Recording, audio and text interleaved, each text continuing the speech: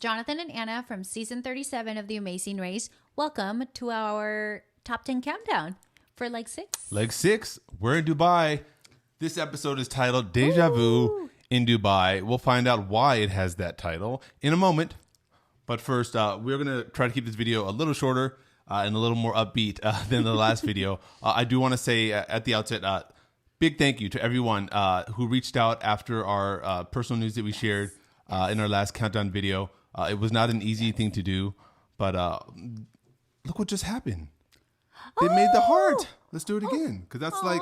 Hearts for everyone. That is so cool. That's so appropriate because we wanted to say thank you for the outpouring of love and support that we got from so many different people. It's been amazing, and it's been overwhelming in the best of way. So thank you for that. Today was a good day, most notably because I didn't have any major blow up, which was cool, and it was great. And I saw a lot of people enjoy this episode. Yeah. Mainly because I wasn't in it, which is cool. I enjoyed not having the attention on me for once. That was nice. Right. And it was honestly nice to have a week off from getting angry DMs and angry messages. Yeah, the DMs were dry on Wednesday, and we were glad for that. So. It was a good week. It was a good week. All in all. Okay. The cold thing is, even my sister said this was her favorite episode. I'm like, really? Come on. I mean, we did do a lot of really cool things. Yes. Yeah, but we weren't at the center, and that's great. I'm glad that we got a chance to see some of these other couples, which, I feel like a lot of people were excited to see some other stories shared. That was nice that I was not at the center of this one. So totally. Today was a good day. Anyways. So for number 9, we have Some Like It Hot. Some Like It Hot. If you like the heat, then you love Dubai. Dubai's for you. It was bad news for me, however. But... I mean, it was less humid, so that was nice to get a break from that. But yes, oh my goodness. I mean, so hot. Whew. Did you know, actually, fun fact, I once stopped dating a girl because she said she loved hot weather. And I knew right then and there. What? Yeah, I stopped. You never told me this. It's kind of a petty reason to stop dating someone. But it makes a lot of sense now. I knew right then and there it wasn't going to work. I can't be with someone that likes the heat. That was not going to work. I've had some old friends that love the heat, and I just don't understand. Not for me, not really for me, but hey, to each their own. Yeah. Anyways, speaking of heat, Anna really turned up the heat on Carson and Jack there in the airport, didn't you? Yeah. Should we talk about that? Why don't we get into that? Number 8, Bad Blood. Yeah. Well, I did mention how, if we bump into each other, there may be an awkward interaction. And sure enough. Yeah, I mean, it wasn't as awkward for me because I knew I wanted to address it, and I wanted to kind of let, this off my chest that, we were friends and you turned me. I think I wanted to know the reason why. Yeah, what was the reason why? Because we had felt, obviously very betrayed by that, and we just wanted to figure out what was going on. Totally. Right? Can we get a straight answer? And a straight answer we did not get, really. It felt like more kind of dissembling, more deception, and we just weren't quite satisfied with the answer they were giving, right? I know Jack was kind of caught off guard by, I think, how direct you were in your bluntness in how you approached him. But were you satisfied with his answer for why the No. But, I just left it at that. I think that's when I realized, okay, maybe these are not the people that I thought they were. Yeah, it was definitely this point when we realized these are not our friends. They are... they're here to win, and they're here to play that strategic kind of game, and that's fine. But definitely, we were there to win too, but we just didn't feel like that was needed. Yeah. So they did make a mistake, right? They U-turned a team that survived. That's kind of that classic Amazing Race mistake, and that obviously created a bit of awkwardness there. But so maybe a little bit of bad blood at this point. Right, but I just told him, just give it some time. Honestly, that's just not in my personality to also hold this grudge forever. Yes. So, yeah, it ended at that. It ended at that, and I think, what, I would have just loved it if they were just a little more upfront about, hey, you know what, we turned to you because you're a threat. We wanted you out. And we wanted you out of the competition. That a little I feel like I would have respected that a lot more than whatever excuse they gave. What was that word salad he kind of gave you about? Well, everybody else was mad at you, so we're just gonna join the dog pile and I know. Come on, own it, just own 100%. It and be upfront, and I could respect that for sure. Competitor to competitor, I can respect that. Absolutely. But that was that. That was that. So a little, and then you hear Jack say a little later on, well, that's just a game, and that is sort of the game. Not our game. Not our game. Not our game. Right. And that was their game. That was I think there are those that fall into the camp of, well, the Amazing Race is a social game and you have to play the social game. I think we fall more into that camp of it's not really a social game per se. It's a race that sometimes involves some social elements. But it's not inherently a social game, I don't think. And I think that only applies when there's like a special twist, like the U-turn or a yield or, you right. know. But besides that, you don't have to play this game to win and be successful on the race. You really don't. Yeah. And I don't We've think seen it happen time after time. I think there are shows like Survivor and Big Brother where they are explicitly 100%. like designed to be a social game. Yeah. I don't think the Amazing Race is designed to be a social game, although sometimes you do see players that will force sort of a social element onto the game. Yeah. And, we saw that in season 32. Yeah, right, yeah, and it worked for them. They made it into a social game. Totally. You see Rob and Amber, I think teams like that, they force a social element onto the game, and which makes sense because they're from Survivor. I think it's just interesting to talk about, the differences in how people see the Amazing Race. What's interesting now, sitting on the couch and watching this, happen and hearing the commentary and trying to put all these pieces together, and I'm like, oh, that's what they were doing. It's all good. Yeah. Anyways, to each their own. Yeah. And anyway, so we land in Dubai and we're driving at night through this, incredible city. Yes. And we get to see the Wiz Khalifa. Remember the Wiz Khalifa, huh? Yeah, I remember that great moment with Brett and Mark. A shout out to Brett and Mark. Oh my gosh, I was in tears. One of the great comedic moments of the episode. We hop onto these Jeeps, which were not shown actually. Guys, yes, we get off the taxis and we hop onto these Jeeps, and these are the Jeeps we take to the Bedouin camp. And these are not like Jeep Wranglers. These are like bare bones, like military type Jeeps. It's the kind of Jeeps that you might see in like Indiana Jones. Yes. And we got to get into these Jeeps. We rode in the back, these open top Jeeps, and it was amazing. It was so crazy. I think all the teams, we were all just like hollering, and we were like, freaking awesome. So anyways, we get to this Bedouin camp in the middle of the desert, and it's just absolute beautiful setup there. You saw it on TV. It was magical. It felt like you were like in a movie set. It was like you were dropped into a movie set, 100%. It was definitely giving Lawrence of Arabia vibes. I was really feeling this. You get greeted, they give you coffee, and then there's music. The drummers just going off playing these incredible Arabic rhythms. Everybody was dancing. You were rapping at some point. I even threw down some bars, which didn't make it onto TV. And so after the music, they actually served us dinner, and it was a smorgasbord. This was a feast, a veritable feast in the desert, in this Bedouin camp, and we all broke bread with one another, and it was really one of the highlights of the race for me. Hands down, the best meal I have ever The best Middle Eastern food I have ever tasted in my life. Incredible. 100%. We had a full spread.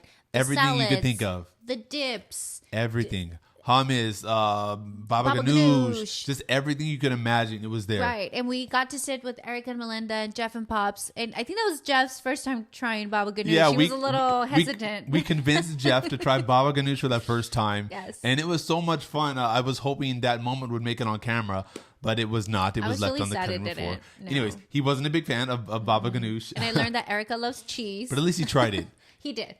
Erica was eating all the cheeses that they brought. She's a cheesehead. And it was awesome. It was just a time when we got to kind of relax and bond with one another. Oh, that was so nice. I know Jeff and I, we talked for a very long time. Even after everyone had gone into the tent to sleep, Jeff and I had stayed out there, and we were just talking about life and our families. And it was just one of the great moments for me on the race where I got to really get to know him as a human being. And it was beautiful, man. It was a beautiful moment. Well, it's so nice because you don't get to do this in the race. You're racing. You don't really have time to stop and chat with anyone. This was the rare moment when you got to stop. This was it. We're not racing. We're just chilling. We're talking and we're vibing. And that's why this was so cool. The energy was just amazing. It was so that good. Evening. It was great. And did you already mention how you sort of at this point we sort of decided just let's smash this thing with Carson and Jack. It was reset. We're not trying to have this baggage on us as we race. We don't want any sort of baggage following us around through the race. Yeah, we're just there to race around the world with each other, and so we let that go. We were having too much fun. We let it go. Having too much fun. By the way, what does camel meat taste like? I'm sure they're dying to know. Oh my gosh. It tastes better than lamb. I can tell you that. Yeah, lamb, as we noted, has a more gamey kind of I've flavor. never been a big fan. Yeah. Never really been a big fan of lamb, but Camel was really good. It was delicious. It was delicious. And then I felt kind of sad because... And then we felt sad because the next morning... They put us on Camels. Like, I just ate this guy. Like, what are you? I ate this guy's auntie the other night. What's going on? So the next day, we're on Camels, and you guys saw this. This was, again, magical. What a leg. Because this leg, I felt like everything we did was just incredible. I know. Which brings us to our next point, Camel Whisperer. Camel Whisperers were riding these camels in the Arabian desert, watching that sunrise, and it's just surreal. It felt like you were inside a movie. It was a sunrise like I've never seen in pictures or in person I've never before. seen a sunrise like this one. When that sun comes through that dirt and in the air, and it just hits like different. Hazy, and it was beautiful. Holden described our experience like as if we were like in a Star Wars movie because it really felt like it looks just like that scene in A New Hope where Luke Skywalker is standing outside in a different planet, his farm, and you see that sunrise. It looked just like that. And so this was such a special memory. But who is the Camel Whisperer? Apparently, I'm the Camel Whisperer. You notice I am getting very comfortable with my camels. I love animals. I noticed it's again the imagery is a little like hazy, but Jonathan's literally petting the camel as we're going. I fell in love with those camels. Yes. And so we finally get to our clue box and we're getting off our camel, and you proceed to like talk and pet the camel, and I'm just like, we gotta go. Yeah, we'll show you a shot of this. Yes, I'm gonna show side by side. She was trying to get me to hey, let's head out. Everybody's heading out to this next clue, and I'm sitting there petting the camel. I really did fall in love with these camels, guys. And we'll throw up another picture of a time we went to Texas. And, they're kind of running this sort of legal farm. No, I'm sorry. The rules are different in Texas, if you're not familiar with the United States. In Texas, a lot of rules are totally anyways, different. They had this sort of like zoo in the middle of this area of Texas. Yeah. And, we met a camel there. We'll show them the picture. And, again, you see this connection that I have with these camels. It's but I just think in general, Jonathan is so good with animals. Like, everywhere we go... dogs and cats like literally come to you. I don't know what's with that. You've come home with quite a few different cats throughout the years. Like animals absolutely love him. Yeah, it is interesting. Yeah. Anyways, the animal therapy. Remember, you said it was kind of like therapy for me because leg 5, the preceding leg, was really tough on me. So you guys don't understand. I was again the PTSD that I kind of had to deal with, knowing that the heat does something to Jonathan, and I don't really know what it is, and I don't really know how to manage it. I was kind of worried. It might have been the camels, guys, that allowed me to really just get past leg 5. I think it was. Right. It's animal therapy. And that's the thing. They do animal therapy. People, that's actually a real thing. Yes. So I think that might have actually played a small part. Anyways, number 6, Anna drops into Dubai. She's going skydiving for the first time in her life. So listen, guys. Obviously, Jonathan's done quite a few roadblocks. And I don't see a body of water. So I'm like, well, this is me. I'm doing it. Whatever it is. I don't even know it's skydiving it until we open it. And I'm sorry. On the way to this clue, we had seen like hot air balloons in the air. That's right. There were like 3 or 4 hot air balloons that we'd passed by. So we thought, oh my God, are she going to go up in a hot air balloon? Maybe it involves some sort of heights challenge. And you don't particularly love heights anyway, so this would have been I knew this was going to be her. And so we see drop into Dubai. I'm thinking hot air balloon. Maybe like bungee jumping or something. But then it says skydiving. We're going even higher than that. And so how did you feel when you opened that? I was so nervous. I mean, it's so unnatural for a human to jump out of anything, right? Have you ever desired to do anything like that? No. Okay, no. I would, like on my own, I wouldn't willingly just sign up to go skydiving. But I think between the two of us, you're definitely more of the adrenaline junkie. Let me try something new. Yeah. I'm just more open. Yeah, I think in general, you're just more open. And so I'm the scaredy cat. You are. You're a what do you call it? A creature of habit. Yes. And today was a special day, you guys. Did you know that? Today, so on leg 2, it was our anniversary. Mm-hmm. In leg 6, it was our daughter's birthday, our eldest daughter, Naya. It was her birthday. Yeah. Both of our girls' birthdays are May. May is totally insane. May's a busy month for us. And it happened to be the month we went on the Amazing Race. So we missed a lot back at home. Crazy. And it was a special day because it was our daughter's birthday. I know. So it was really cute because, as we were getting dressed, that was like a me paying I don't know, homage to my daughter. Like it's her birthday, but I'm doing something crazy in honor of her birthday. Yeah. And I thought that was cool. I was really excited. I got to give her a shout out as I was in the air. Yeah, did you guys see that? And I said, I love you, Naya.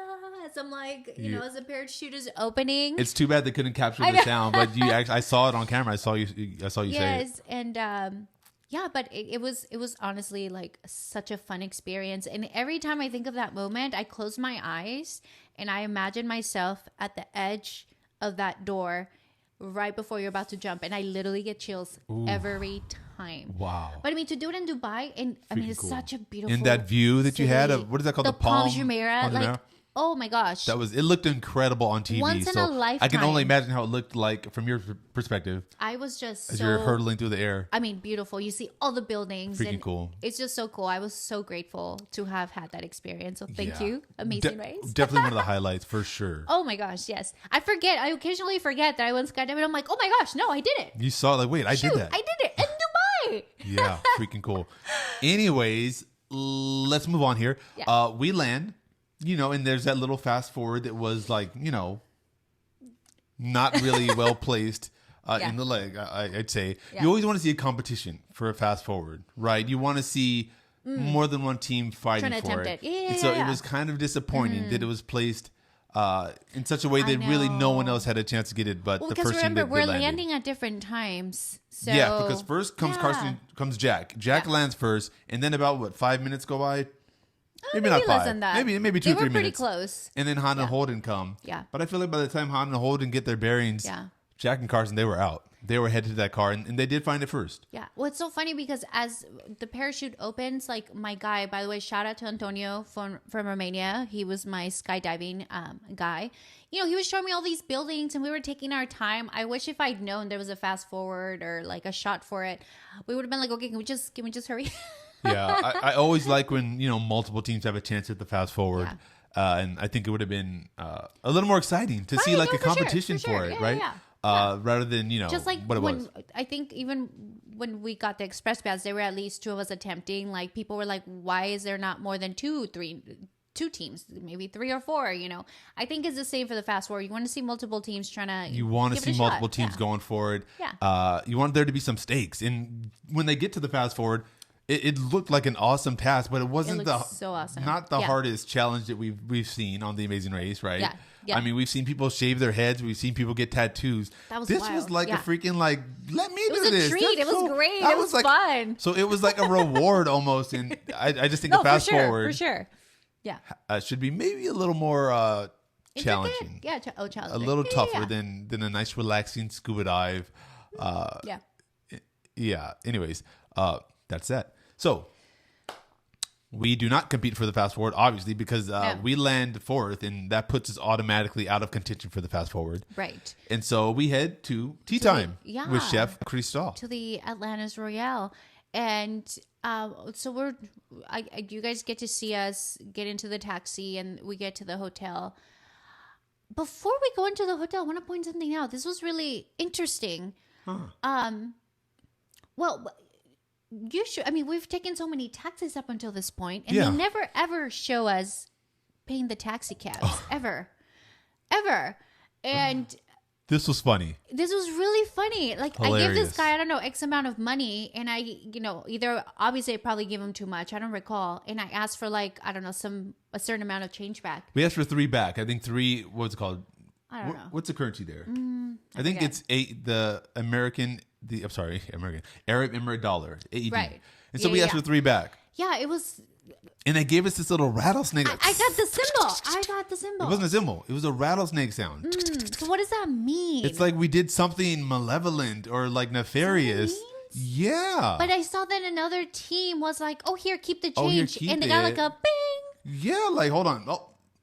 It was like an interesting juxtaposition there. Like, what does that mean? I think there's a little bit of subliminal messaging going on. I think it was very clear. What do you guys think? Because this is, we edit videos. We edit these videos, and we know how much time it takes to edit.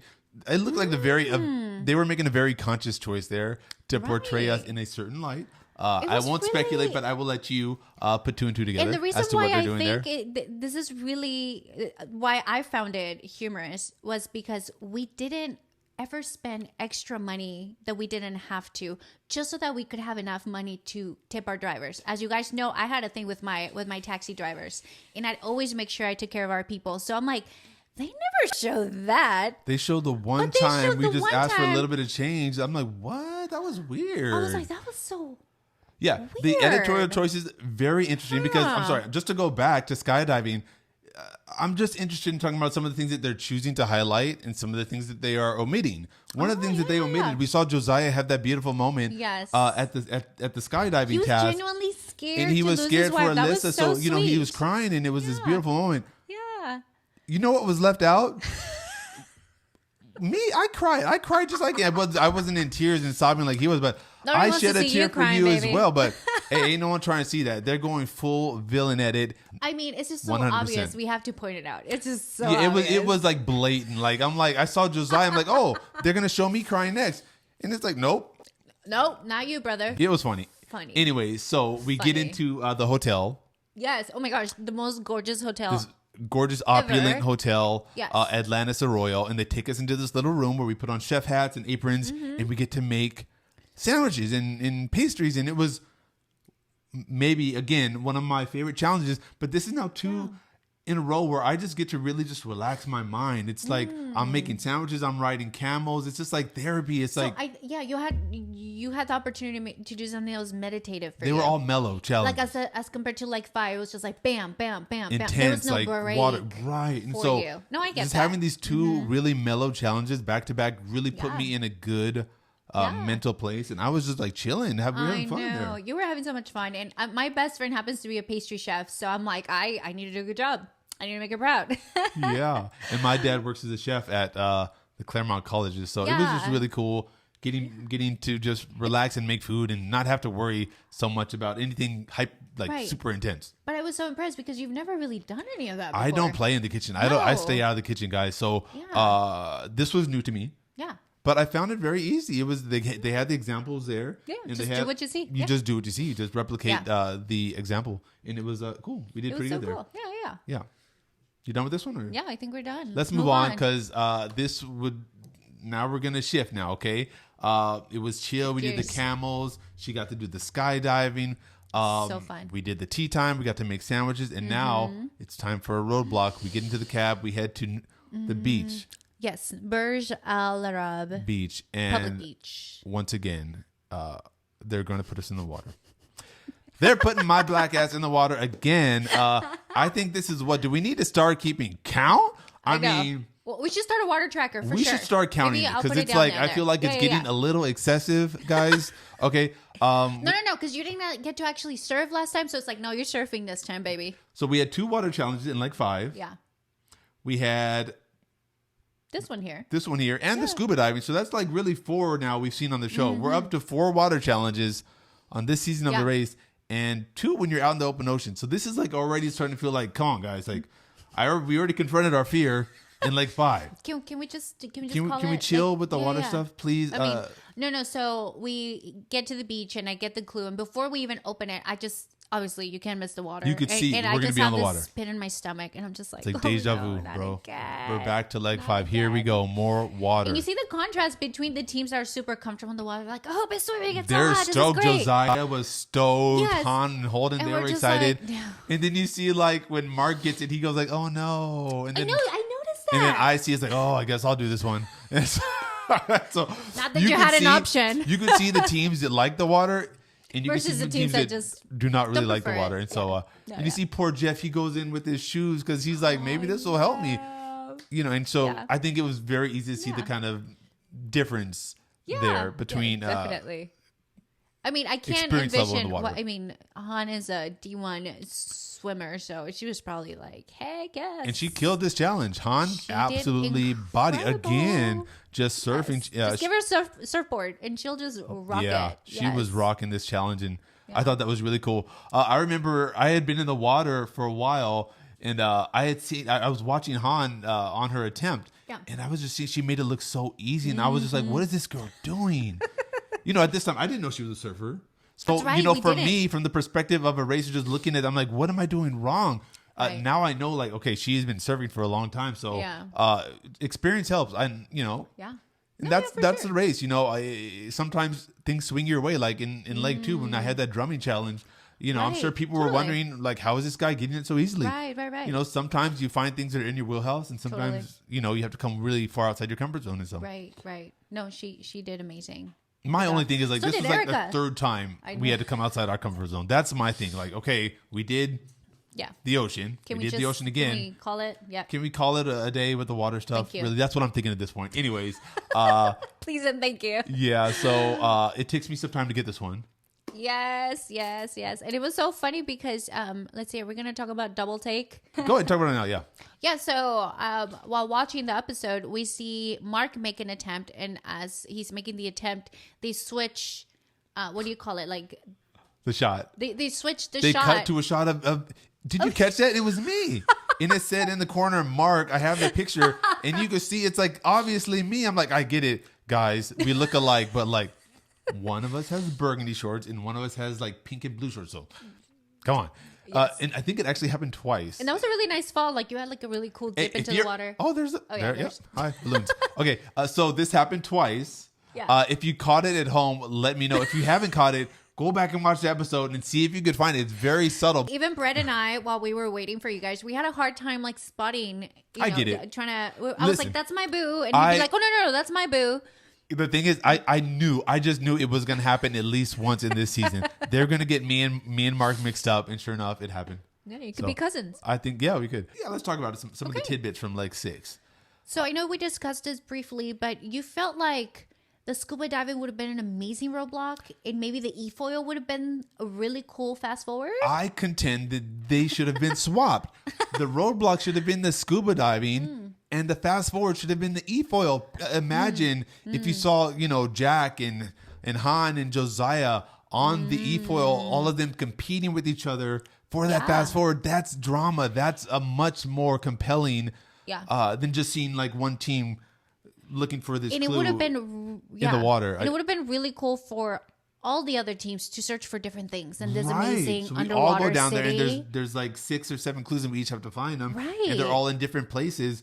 I felt like that was a missed opportunity, but I don't want to. I'm not. I'm I'm bashing sure there was a production. reason. I'm sure there was a good reason. But it just would have been really cool to watch. I really would have liked to see it implemented that way. Right. But it is what it is. The editing, right? We talked a little bit about how they're making some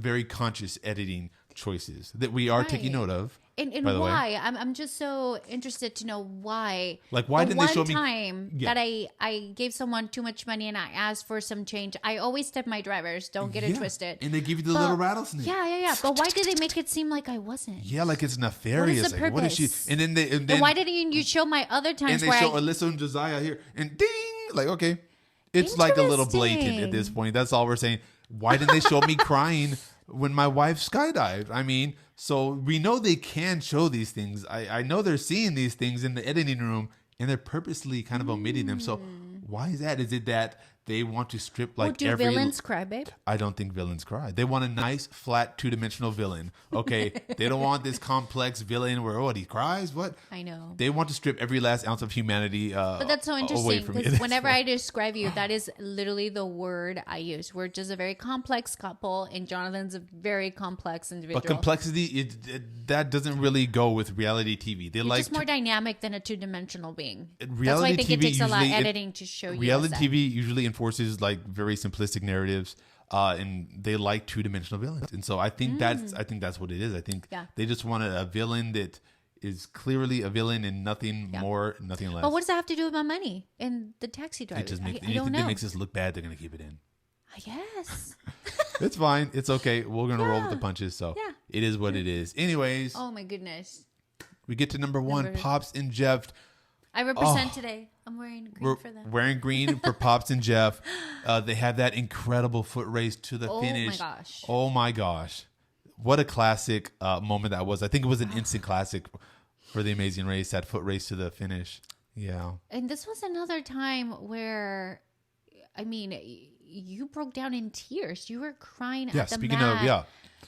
What were you feeling at the time? What I was feeling was that I had literally just gotten to know Jeff again at that dinner camp. in the Bedouin camp, and we had really bonded. I mean, in a way that I had not bonded with any other player on the race, and so for that to happen, and then literally just the next day see them get eliminated, it was a lot to handle. And so I was already feeling a little overwhelmed because of the sun and in the heat in Dubai. And so to have that happen just right after everything, it was just, it hit me very hard. And so, I shed tears for them. And I told them, I thought they were just such a beautiful example of a father-son team. And I love everything about Pops and Jeff, their relationship, their positivity, and their optimism. And it was just really hard seeing them go.